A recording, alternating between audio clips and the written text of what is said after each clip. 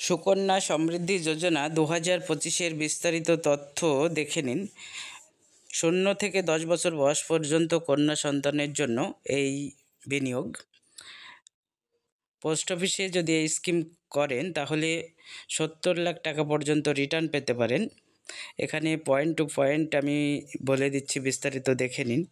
কন্যা সন্তানের বয়স 0 থেকে 10 বছরের মধ্যে যদি হয় সেক্ষেত্রে আপনি এই সুকন্যা সমৃদ্ধি যোজনায় বিনিয়োগ করতে পারবেন।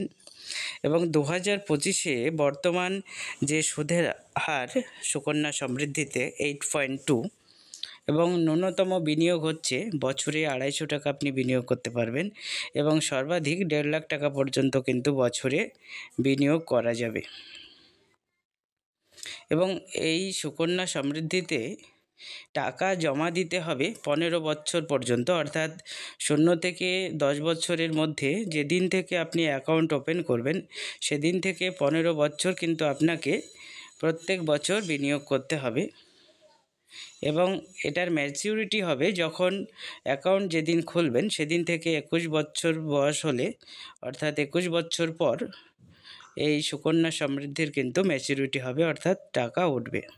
এবং যেটা বিষয়, এই সুকন্যা সমৃদ্ধি যোজনা এটি কোথায় আপনি করতে পারবেন? নিকটবর্তী যে কোনো পোস্ট অফিসে কিন্তু এই সুকন্যা সমৃদ্ধি যোজনা আপনি করতে পারবেন। এবং অন্যান্য ব্যাংকেও অনেক ব্যাংক আছে যেখানে এই সুকন্যা সমৃদ্ধি যোজনা বিনিয়োগ করা যায়। আপনারা ভিডিওটি দেখুন এবং সকলের মধ্যে শেয়ার করে দিন। এর পরবর্তী ভিডিওতে আমি কিভাবে এই 2025-এর ফর্ম ফিল আপ করতে হবে সুকন্যা সমৃদ্ধি যোজনার তার বিস্তারিত ভিডিও নিয়ে আসবো। আপনারা এটি দেখুন এবং সকলের মধ্যে শেয়ার করে দিন।